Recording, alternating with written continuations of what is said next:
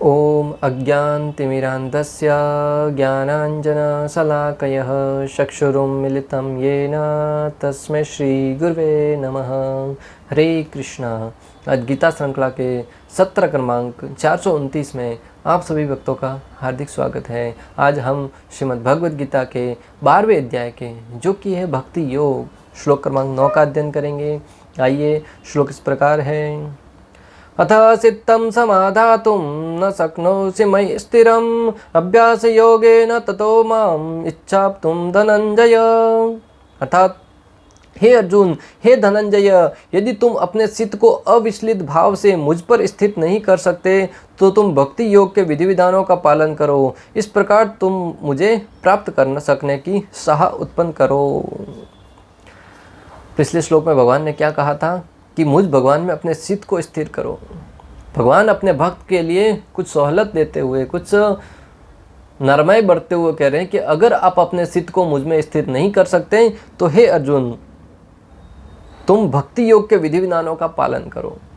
भक्ति योग के विधि विधानों का पालन करने का अर्थ है गुरु के मार्गदर्शन में जो जीवन में कार्य करना चाहिए, भक्ति मार्ग पर भगवान को भोग लगाना, भगवान के अर्श विग्रह की पूजा करना, भगवान के नाम का जप करना, भक्तों का संग करना। इस प्रकार जब व्यक्ति भगवान के द्वारा बताए गए नियमों का पालन करते हुए गुरु के मार्गदर्शन में भक्ति नियमों का पालन करेगा, धीरे धीरे उसकी श्रद्धा है वो भगवान में बढ़ती जाएगी।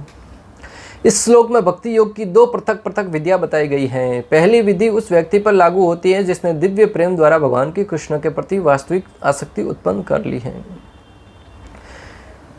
इसमें दो प्रकार की विद्या है। पहली वो जिसने पूर्ण पुरुषोत्तम भगवान श्री कृष्ण के श्री चरणों में अपनी आसक्ति उत्पन्न कर ली है, जो कि पिछले श्लोक 12.8 में भगवान ने वर्णन किया था। वो पूर्ण रूप से अपने चित्त को भगवान में लगाता है। और दूसरी विधि उसके लिए है जिसने इस प्रकार से भगवान कृष्ण के प्रति आसक्ति उत्पन्न नहीं करी है।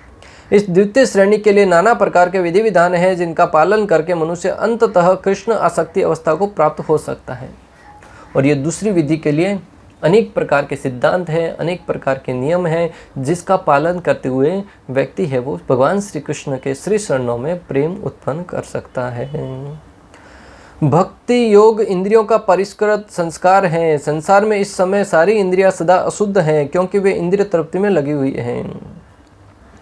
इस संसार में प्राय प्रत्येक व्यक्ति इंद्रिय भोग में लगा हुआ है और इस अवस्था में व्यक्ति की इंद्रियां हैं वो अशुद्ध बनी रहती हैं, क्योंकि उनकी हमेशा इच्छा रहती है कि किसी प्रकार ये न के न प्रकार है ना उनका भोग किया जाए, जो कुछ वस्तु है उसका भोग इंद्रिय भोग के लिए किया जाए। उस अवस्था में इंद्रियां अशुद्ध बनी रहती हैं। लेकिन भक्ति योग के अभ्यास से ही ये इंद्रियां शुद्ध की जा सकती हैं और शुद्ध हो जाने पर वे परमेश्वर के सीधे संपर्क में आ जाती हैं। जब हम इंद्रियों को भगवत सेवा में लगाएंगे, भक्ति योग में लगाएंगे, तो निश्चित रूप से धीरे धीरे उन इंद्रियों का शुद्धिकरण होगा और शुद्ध इंद्रियों से हम भगवान को समर्पित करके भगवान श्री कृष्ण की सेवा में लगा सकते हैं। इस संसार में रहते हुए मैं किसी अन्य स्वामी की सेवा में रत हो सकता हूँ, लेकिन मैं सचमुच उसकी प्रेम पूर्ण सेवा नहीं कर सकता। व्यक्ति को ऐसा आभास होना चाहिए, ऐसा दृढ़ श्रद्धा होनी चाहिए, दृढ़ निश्चय होना चाहिए कि हाँ, इस संसार में रहते हुए मैं किसी अन्य व्यक्ति की सेवा में रत तो हो सकता हूँ, परंतु सचमुच उससे प्रेम पूर्ण उसकी सेवा नहीं कर सकता।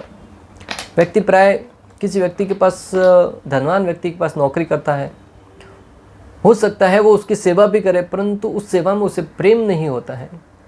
किस लिए सेवा कर रहा होता है? उसके बदले में कुछ धन प्राप्त होगा। और वो स्वामी भी उसको इसके लिए पगार नहीं देता कि वो उससे प्रेम करता है, वो इसलिए पगार देता है क्योंकि वो उसकी सेवा कर रहा है। अर्थात उस कार्य में कोई सेवा भाव तो है ही नहीं, एक दूसरे के प्रति आदान प्रदान का भाव है।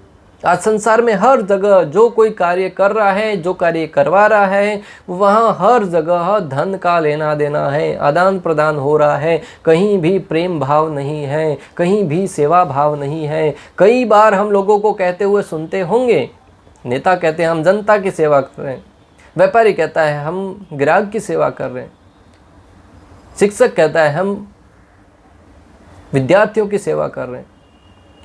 परंतु सेवा वास्तविक होती क्या है? जहाँ कहीं भी हमारा कोई स्वार्थ न हो, जहाँ हम जो कुछ दे रहे हैं वो निस्वार्थ भाव से दे रहे हैं, उस अवस्था में वही सेवा मानी जाती है, अन्यथा तो व्यापार होता है। भगवान के पास जाकर भी हम लंबी चौड़ी सी लिस्ट बता देते हैं, मुझे ये चाहिए, धनम दई पुत्रम दई, ये दई, वो फिर सेवा नहीं रहती। और वहाँ पे कुछ धन डाल के आ जाते हैं, फिर मांगने तो बहुत लंबी लंबी रखी है। कहाँ हुई सेवा भक्तों? मैं केवल धन पाने के लिए सेवा करता हूँ और वह स्वामी भी मुझे प्रेम नहीं करता, वह मुझसे सेवा कराता है और मुझे धन देता है, अतएव प्रेम का प्रश्न ही नहीं उठता। बहुत ही सरल। व्यक्ति किसी के पास काम करता है, उसके बदले धन प्राप्त होता है, वहाँ पे सेवा का प्रश्न ही नहीं उठता, प्रेम का तो प्रश्न ही नहीं उठता। लेकिन आध्यात्मिक जीवन के लिए मनुष्य को प्रेम की शुद्ध अवस्था तक ऊपर उठना होता है, और यह प्रेम अवस्था इन्हीं इंद्रियों के द्वारा भक्ति के अभ्यास से प्राप्त की जा सकती है।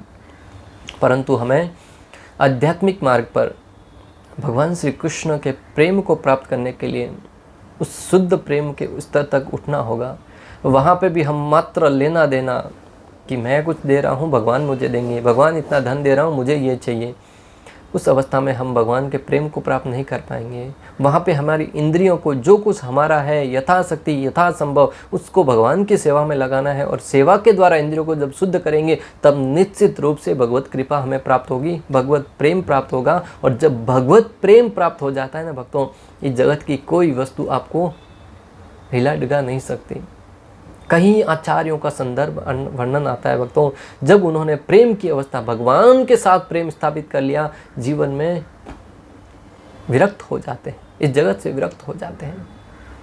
रात रात भर नृत्य करते थे, कीर्तन करते थे, हरि आनंद में भूखे प्यासे कोई भान नहीं रहता था, परम आनंद की अनुभूति में मग्न रहते थे। एक ही उद्देश्य भगवान श्री कृष्ण की सेवा, एक ही उद्देश्य भगवत श्री कृष्ण की प्रसन्नता। समस्त वृंदावनवासी इसी भाव से भगवान की सेवा करते थे कि श्री कृष्ण प्रसन्न होने चाहिए। उनको अपने जीवन से कोई सरोकार नहीं था। उनके घर पे चोरी करवाने के लिए भी हमेशा तैयार रहते थे। वृंदावनवासी प्रतिदिन भगवान श्री कृष्ण के लिए माखन बांध के रखते थे कि भगवान आएंगे, चोरी करेंगे और मटकी फोड़ के माखन खाएंगे। जिस दिन नहीं आते थे उस दिन अप्रसन्न रहते थे। हालांकि उसको ऊपर बांध देते, परंतु उस लीला को देखने के लिए हमेशा आनंदित रहते थे। उनकी शिकायत लेकर माता यशोदा के पास जाते थे, परंतु जब माता यशोदा कृष्ण को बांध के रखती थी तो कहते अरे कृष्ण आज तो नहीं आए। माता यशोदा असमंजस में पड़ जाती, अरे जब आते हैं तो शिकायत करने आती हो और नहीं आते तब भी शिकायत करने आती हो। परंतु कौन समझे कि जो प्रेम का भाव है, जो श्रद्धा का भाव है, जो प्रेम का आदान प्रदान है, वो भी भगवान के साथ वो अद्वितीय है। इस जगत में भी भक्तों साधारणतः आप जब किसी की सेवा करके जो प्रसन्नता प्राप्त होगी ना, वो पाने की आशा से प्राप्त नहीं होगी।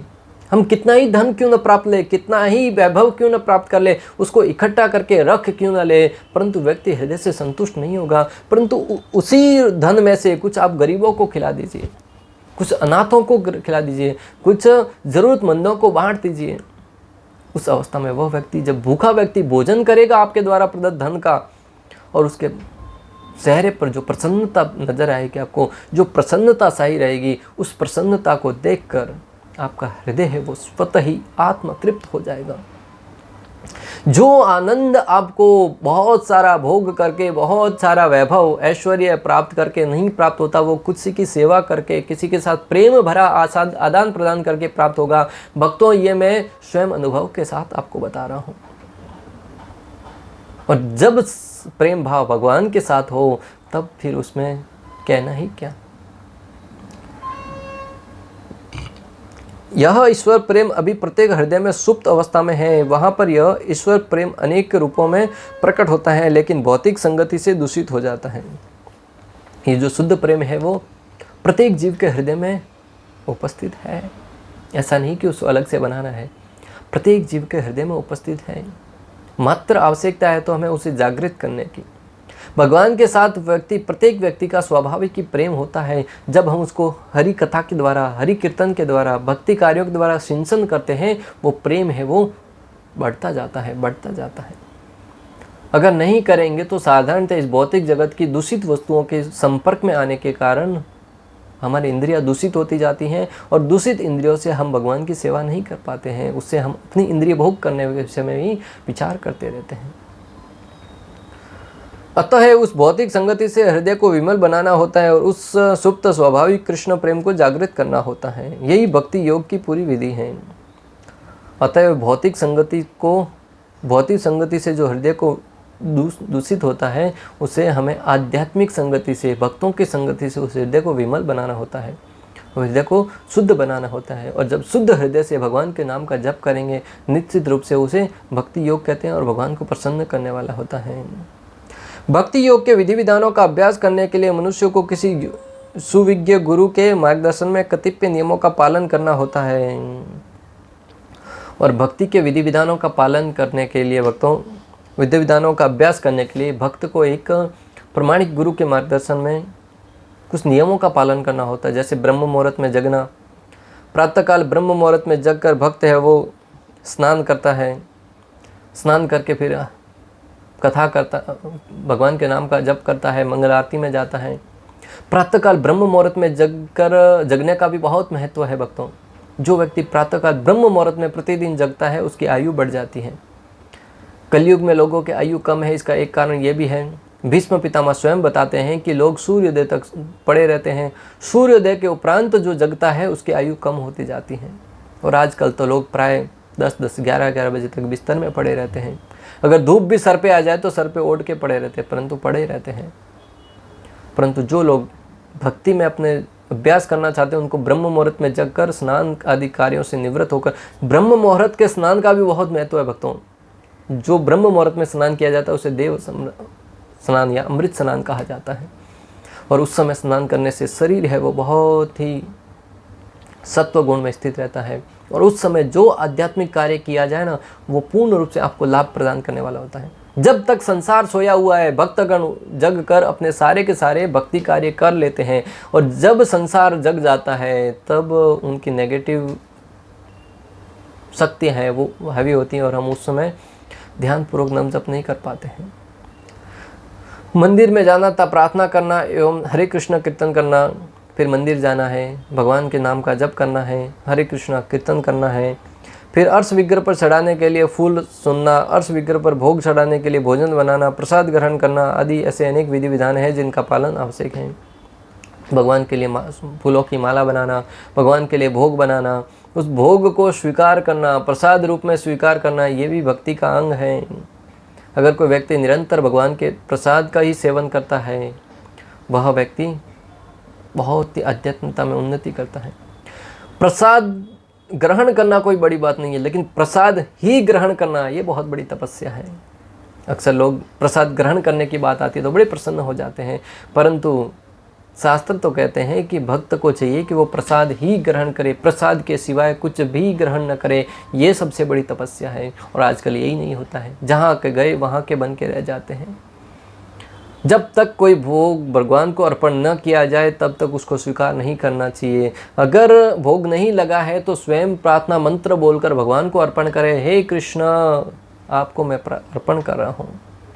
जब ये भोजन हम भगवान को अर्पण करके स्वीकार करते हैं तो भगवान श्री कृष्ण कहते हैं कि यज्ञ श्रेष्ठ से न संतो मुच्यन्ते सरकुलम्बचे भूजन्ते ते त्वगम पापा ये पश्चात्मकारणत, कि जब मेरे भक्त हैं वो जो कुछ खाते हैं वो मुझे अर्पण करके ही खाते हैं, अतः वो यज्ञ में अर्पण किया भोजन अवशिष्ट अर्थात प्रसाद रूप में स्वीकार करते हैं।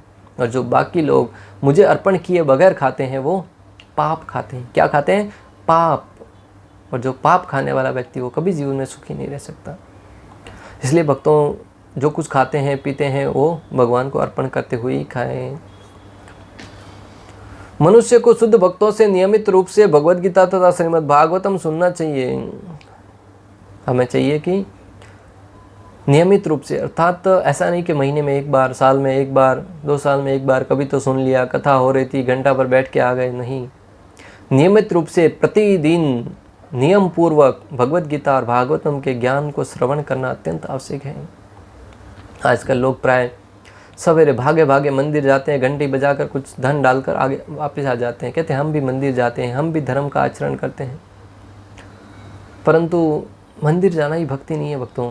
मंदिर में जाकर वहाँ पे नियम पूर्वक बैठकर हरि कथा, हरि भगवद गीता और भागवतम जैसे ग्रंथ का अध्ययन करेंगे, उसका ज्ञान को हृदय में उतारेंगे और उसके अनुसार जीवन यापन करने का प्रयास करेंगे, तभी हमारा जीवन का शुद्धिकरण होगा, और उस अवस्था में भगवान को हम अपने आप को समर्पण कर पाएंगे। मंदिर का उद्देश्य ये नहीं मात्र भागे भागे गए और धन डालकर वापस आ गए, नहीं। आजकल लोग कहते हैं हम भी भगवान के भक्त हैं, कोई हम तो शिव जी के भक्त हैं, कोई कहता है हम कृष्ण के भक्त हैं, कोई कहता है हम देवी के भक्त हैं।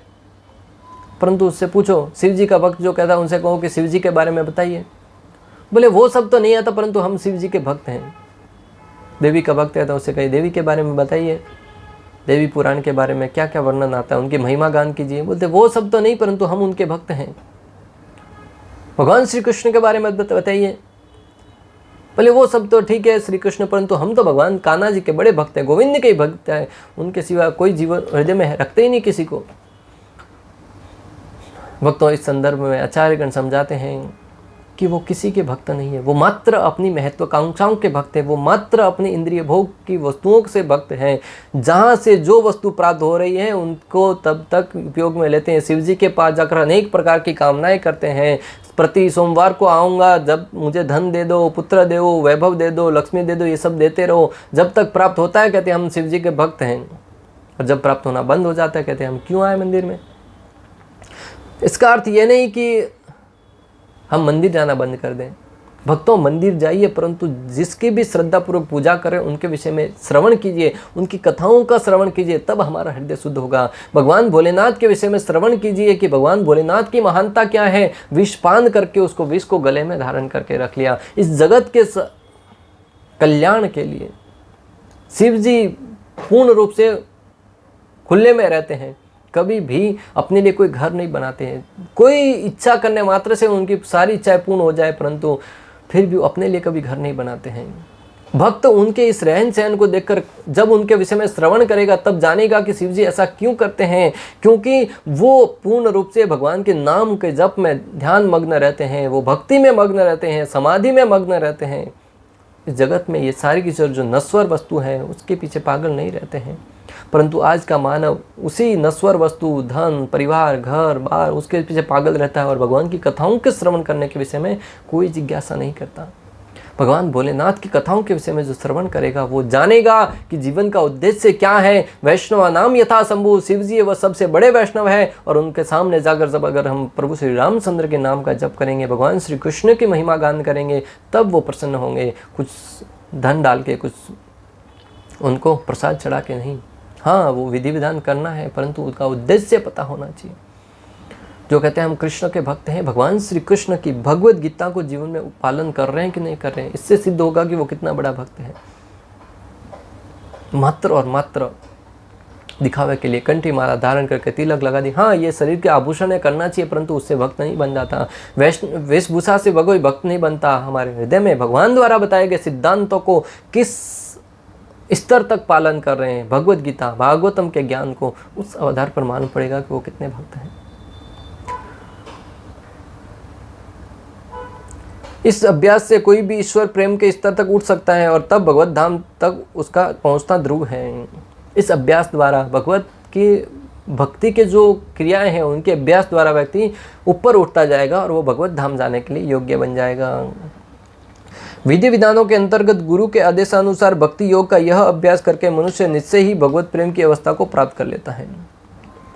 और विधि विधानों के अंतर्गत जब कोई व्यक्ति प्रमाणिक गुरु के मार्गदर्शन में जब इन विधि विधानों का पालन यथारूप में करता है, वो धीरे धीरे उसका हृदय शुद्ध होता जाता है और वो भगवत धाम जाने के लिए, भगवत प्रेम की अवस्था को प्राप्त करने के लिए उपयुक्त हो जाता है।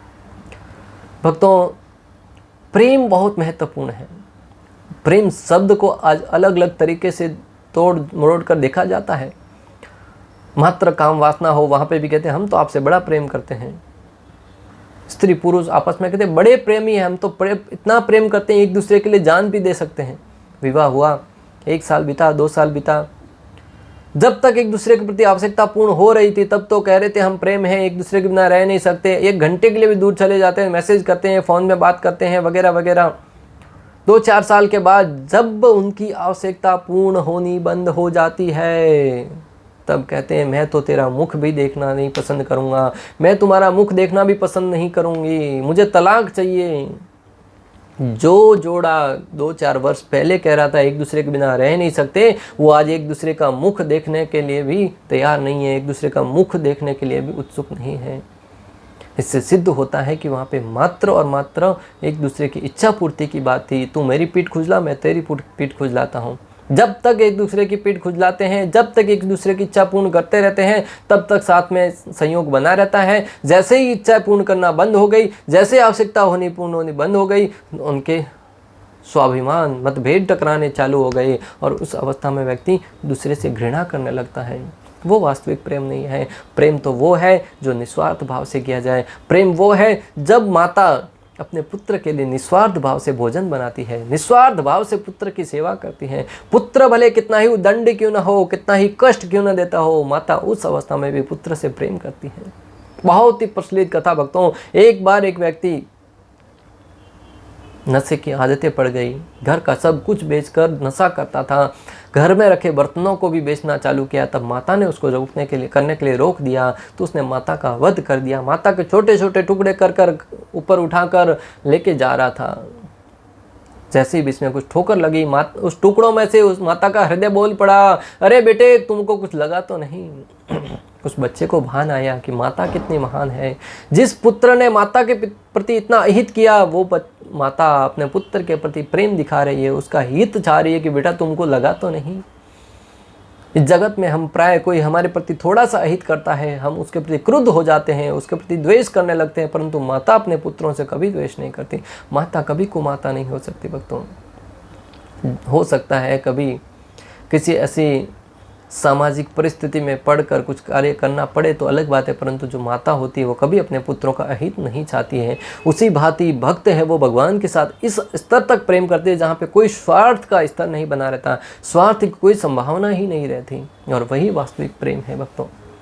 इस प्रकार श्लोक क्रमांक 9 का भक्ति वेदांत तात्पर्य पूर्ण हुआ। अंत तक हमारे साथ बने रहने के लिए आप सभी का हृदयपूर्वक प्रेम पूर्वक बहुत बहुत धन्यवाद। शिला प्रभुपाद की जय, श्री श्री राधा गोपीनाथ भगवान की जय, श्रीमद् भगवद गीता की जय। हरे कृष्णा कृष्ण कृष्ण हरे हरे, हरे राम राम राम।